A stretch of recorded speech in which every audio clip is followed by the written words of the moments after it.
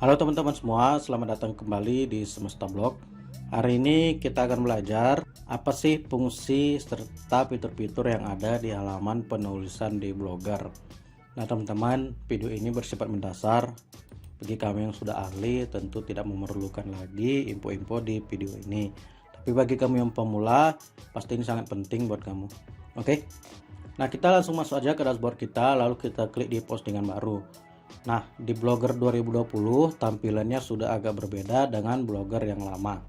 Jadi di sini kamu dikenalkan lagi dengan tampilan yang baru dengan fungsi dan fitur-fitur yang sederhana yang ada di atas ini. Dalam artian sebenarnya teman-teman, fitur-fitur ini disederhanakan sehingga lebih mudah penggunaannya. Oke? Nah, saya akan jelaskan satu persatu pada teman-teman sehingga video ini kemungkinan agak panjang. Oke, teman-teman.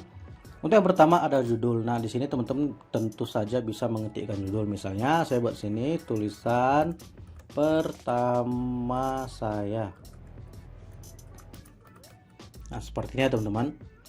Nah, yang berikutnya, yang kedua itu ada tanda pena di sini. Teman-teman bisa lihat di sini, tanda pena di sini adalah untuk memilih apakah kita akan menulis dalam bentuk HTML atau dalam bentuk yang biasa. Nah, misalnya seperti ini teman-teman. Saya contohkan, saya menulis artikel blog ini. Nah, kira-kira seperti ini teman-teman. Dalam tampilan biasa seperti ini. Tapi kalau kita rubah dalam tampilan HTML akan berubah seperti ini.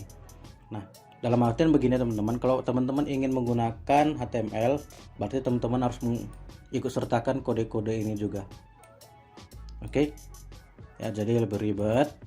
Kalau teman-teman nggak paham tentang HTML, lebih baik pilih yang tampilan menulis aja, yang biasa. Oke? Nah, yang berikutnya ada tanda panah ke bawah ini teman-teman, lalu kiri dan kanan. Nah, ini fungsinya sama seperti di Microsoft Word, yaitu undo dan redo.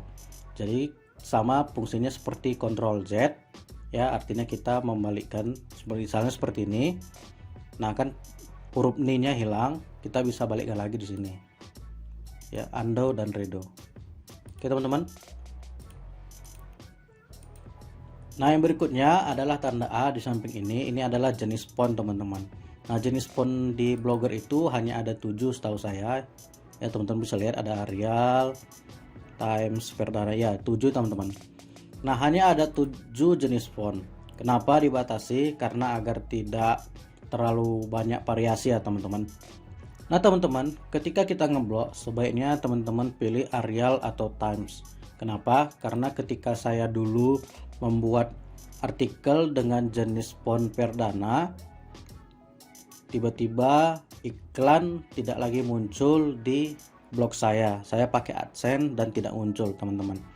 Lalu saya ubah kembali artikel tersebut dalam format tulisan Arial. Dan akhirnya iklan saya balik lagi, muncul kembali di blog saya.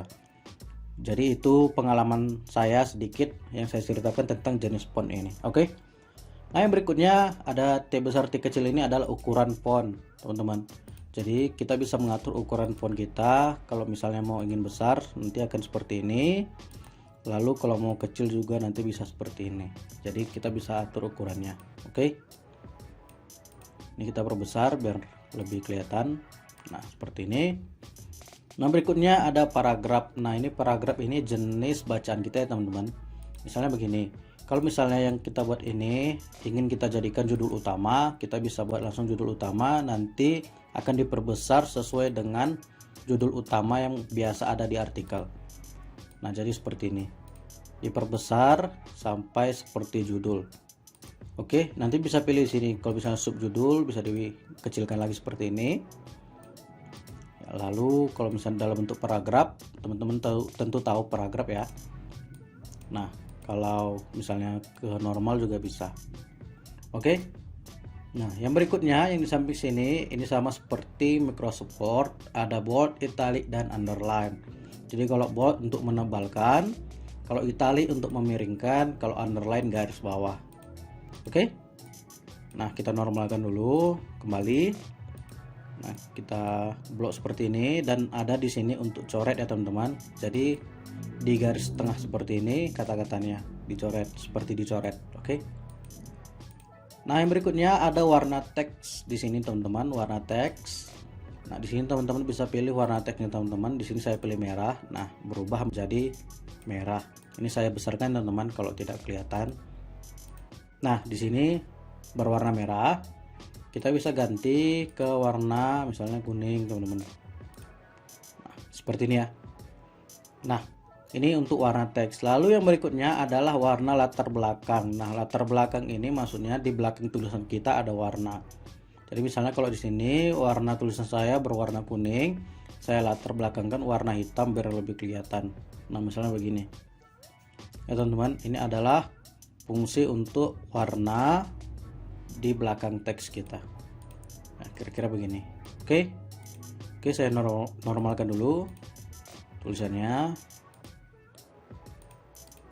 Nah, seperti ini. Nah, lalu yang berikutnya di sini ada link ya teman-teman. Apa sih fungsi ini? Ini adalah untuk menyisipkan link atau edit link. Misalnya teman-teman membuat artikel dan artikel tersebut mengarahkan ke situs lain. Misalnya kita di sini ke situs YouTube ya teman-teman. Misalnya saya buat sini YouTube untuk lebih jelas. Misalnya ini contoh hari teman-teman. Untuk lebih jelas, klik link ini. Misalnya begini ya teman-teman. Kita buat sini YouTube. Oke. Nah, di sini kan kita ingin mengarahkan YouTube link YouTube ini ke arah YouTube yang sebenarnya ke website YouTube. Maka kita buka dulu YouTube kita. Kita buka di tab baru aja. Lalu kita pilih aja salah satu video, ya video apapun boleh. Nah, misalnya seperti ini. Nah, kita copy aja. Kita copy aja link yang di atas. Nah, kita blok di kata YouTube, lalu kita klik aja di sisipkan link atau edit link. Kita tempel di sini teman-teman. Oke. Nah, lalu teman-teman bisa pilih di sini buka link di jendela baru. Misalnya kalau pengunjung mengklik kata YouTube, maka akan terbuka di tab baru seperti ini nanti nih. Kira-kira gitu ya teman-teman. Teman-teman kita bisa pilih, langsung kita bisa terapkan juga. Nah, kita terapkan seperti ini, jadinya nanti seperti ini. Oke. Kalau kita publikasikan nanti ini bisa diklik langsung masuk ke website YouTube. Oke. Nah, yang berikutnya di sini ada untuk mensisipkan gambar. Nah, tentu aja ini untuk menyisipkan gambar atau mengupload gambar kita ke dalam artikel. Kita bisa pilih teman-teman filenya di sini. Kita pilih, kita masukkan gambar ini misalnya. Kita tunggu aja uploadnya. Lalu kita pilih, nanti akan masuk ke sini dan ini bisa diatur juga ukurannya. Oke. Nah, yang berikutnya di sini kita untuk memasukkan video atau menyisipkan video. Teman-teman juga bisa upload dari komputer atau langsung upload dari YouTube. Kita pilih aja dari YouTube teman-teman. Saya nggak punya video soalnya. Jadi misalnya ini ya, acara Hari Anti Narkotika Internasional. Misalnya gini ya teman-teman, atau yang ini badminton time misalnya. Kita pilih aja, nanti akan masuk seperti ini videonya. Ini video dari YouTube. Oke.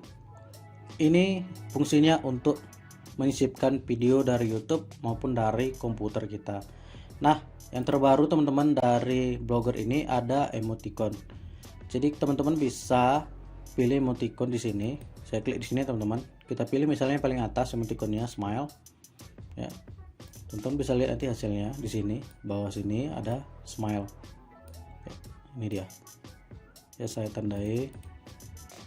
Saya buat besar gini ya, berkelihatan teman-teman. Nah, teman-teman bisa lihat ada smile. Ini teman-teman, smile. Oke. Nah, yang berikutnya teman-teman, di sini ada biasa ini untuk rata kanan, rata kiri. Jadi kalau teman-teman bikin artikel ingin meratakannya ke sebelah kiri, teman-teman bisa pilih rata kiri, rata tengah, ya, rata kanan. Ya, sama seperti Word teman-teman. Atau rata kiri kanan. Oke. Nah, di sini untuk bagian indent ini sebenarnya untuk membuat kalimat paragraf. Jadi teman-teman nanti akan disesuaikan dengan garis pinggir dari artikel kita. Nanti jadi seperti ini ya teman-teman. Teman-teman bisa lihat nanti kalau kita klik di indent, dia akan dimajukan ya, akan dimajukan ke tengah artikel. Nanti juga bisa kurangi di sini indentnya ya, teman-teman bisa lihat ya, kira-kira ini fungsinya teman-teman. Oke, nah untuk yang berikutnya di tanda opsi lainnya ini ya, ini ada numbering ya teman-teman. Kalau teman-teman sudah jago di Word, maka ada numbering, tentu tahu numbering. Oke, saya letak ke kiri dulu. Kalau numbering kita sama seperti membuat susunan daftar 1 2 3 4 5 6 atau juga dari daftar yang berbutir seperti ini. Misalnya seperti ini berbutir ya, teman-teman bisa lihat butirnya. Ini misalnya saya, kita buat bawah lagi aku, dia. Misalnya gini teman-teman, ini daftar butir. Nah juga ada daftar numbering, nomor juga teman-teman. Misalnya nomor 2 aku, saya, misalnya seperti ini ya. Jadi ini untuk numbering. Oke teman-teman, untuk yang berikutnya yang di sini, ini untuk kutip teks ya teman-teman. Kalau ada yang teks yang bisa teman-teman misalnya hasil kutipan dari blog lain, teman-teman buat di sini. Oke. Nah yang berikutnya ada batas postingan ya. Ini untuk batas seperti ini, teman-teman bisa lihat langsung diberi batas. Nanti kita bisa tulis lagi artikel di bawahnya, di bawah batas. Nah ini untuk batas postingan ya teman-teman, yang ini. Lalu ini tata letak ya teman-teman. Tata letak itu biasa tata letak kiri ke kanan atau tata letak dari kanan ke kiri. Lalu di sini ada input tools. Input tools ini kita pemilihan bahasa ya teman-teman. Jadi kita menginput atau menulis artikel itu dalam bahasa apa, nanti bisa pilih. Kalau bahasa Inggris juga boleh, bahasa Indonesia juga boleh. Oke. Nah, di sini hapus format ya. Jadi kita bisa menghapus format-format yang sudah kita buat di dalam teks kita. Ya, kita hapus saja misalnya seperti ini. Kita hapus formatnya ya. Jadi normal seperti biasa. Oke. Nah, gimana ya teman-teman? Apakah semua fitur-fitur tadi yang sudah dijelaskan bisa mudah dipahami? Kalau kamu masih bingung dengan berbagai fitur dan fungsi-fungsi di penulisan halaman blogger ini, jangan malu untuk bertanya di komen. Pasti akan saya jawab sebisa mungkin. Oke teman-teman, sampai di sini dulu hari ini. Jika kamu suka video ini, jangan lupa like, subscribe, dan share channel ini. Terima kasih sudah menonton video ini. Sampai jumpa di video berikutnya.